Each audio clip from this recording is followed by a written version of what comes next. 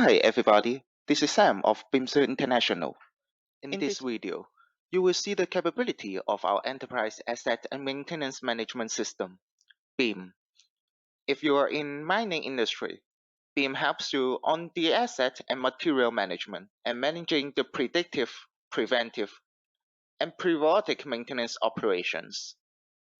With the aid of BIM, you can manage the activities and maintenance to your asset like the duster, tires, dozers, and mining trucks, and your spare parts like the brake drums, radiators, and transmission gears, and so on. These are the operations that you can run in your mining company.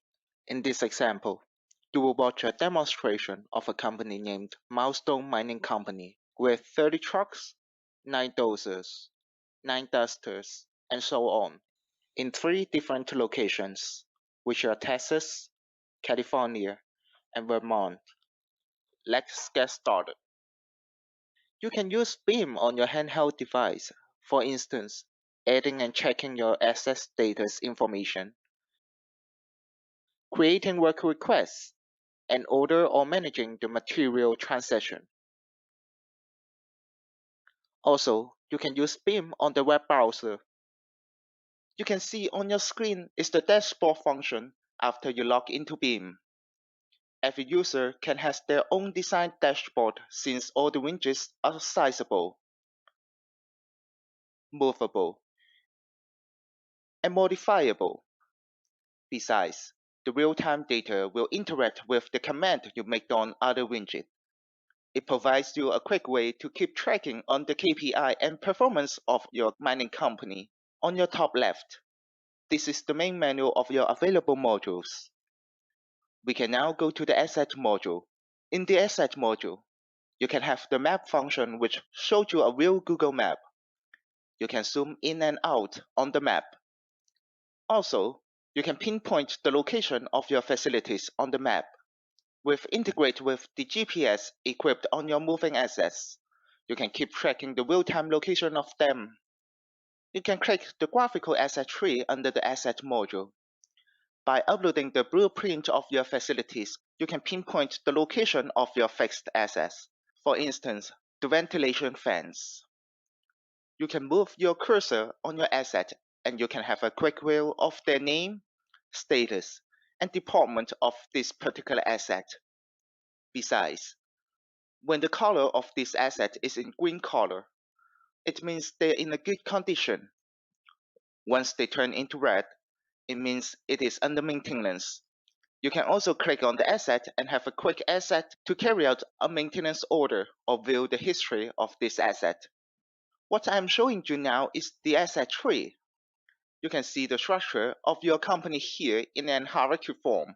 You will have a better idea that how the asset is arranged in different locations. You can also find the asset line in this asset tree, saying you want to put 8 tires to a mining truck to perform a single task. You can define the main asset and the dependent asset, or the assignment or maintenance you make on the main asset. It will go to the sub-asset as well. Let us go to the asset list now. In this list, it records all the information of your asset. You can simply click the Add button to create a new asset in the system. Right now, you can enter a unique asset code, asset name, status, department, location, brand, model, and buying price. Furthermore, you can define the material that will be used by this new asset and the responsible maintenance team. Under the legitimate proceeding, you can enter insurance and inspection information here. Any handbooks, instructions, or certifications can be attached under the document fields. You can also upload the picture of this asset here too. After you filled all the information, you can save it and the new asset and its information will be saved in BIM. As BIM is providing over 10,000 ready-made reports, you can generate the report, for example, the asset status report, anytime you need it. After clicking the Prepare button, you will see a report with a pie chart and table showing you what status your assets are in currently. Besides generate the report by the time you need it, you can make Beam send the report to you automatically. With clicking the Schedule button, you can configure the time and time period that Beam sent the report to your inbox automatically. To the Maintenance module, you can create a work request when you find something wrong with your equipment. It's mostly implemented by the operational level employee. Once they found there is a maintenance activity is needed for a particular machine, they can create a work request here. With entering all the required fields, we can save it and create a new work request. When you go to the work order function under Maintenance module, you will see the work request you just created is now in the work order list. As a responsible managerial personnel in your company, you can now assign the new work order to a responsible personnel. Besides, you can schedule it with the planned start date and end date. Similar to adding a new asset, you can have them use the material and document connect to this maintenance activity. If there is any third-party services needed, for example, from the vendor, subcontractor, or supplier, you can enter the data under the service field. At last, we can have the cost at the cost category, and all the costs will be calculated automatically by Beam. After creating the work order, we can go to the work order calendar.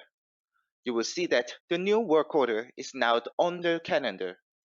You can also view the detail by right-click on it, instead of creating the work order every single time the problem comes out. You can schedule periodic maintenance in Beam. After going into the preventive maintenance definitions, we can create a new scheduling of your periodic maintenance. You can choose the target asset here and what is the time period to carry out the next maintenance activity. Let's say 90 days. Then we can save it and create a new work order. Then you will find this new periodic maintenance order will be shown in the work order calendar. Under the material module, you can record all the material that you have in your company. Similar to the asset module, you can enter the information like a unique identifying code, name, serial number, brand, model, documents, and picture. And under the warehouse perimeter field, we can enter the maximum, minimum, and safety stock of your material. In addition, you can keep tracking the transaction of your materials, saying you have more material is incoming. You can record here with entering the information of the location, warehouse, material, quantity, and unit price. You come to the personnel module, which you can record all the information regarding your employee. You can enter the data of your employee like the code, name, department, team, photo, and wage on this form. Besides, you can also put the address, education, and work experience here. There is a function named Employee Occupation Calendar under the Personnel module too. You can compare the schedule of different employees and have a better idea on their schedule and avoid any conflicts while you are assigning the task.